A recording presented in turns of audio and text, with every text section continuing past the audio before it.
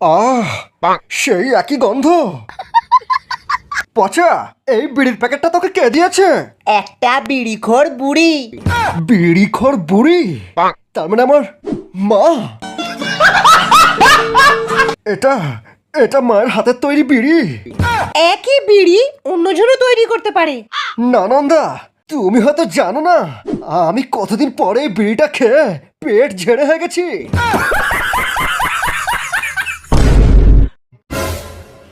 মা,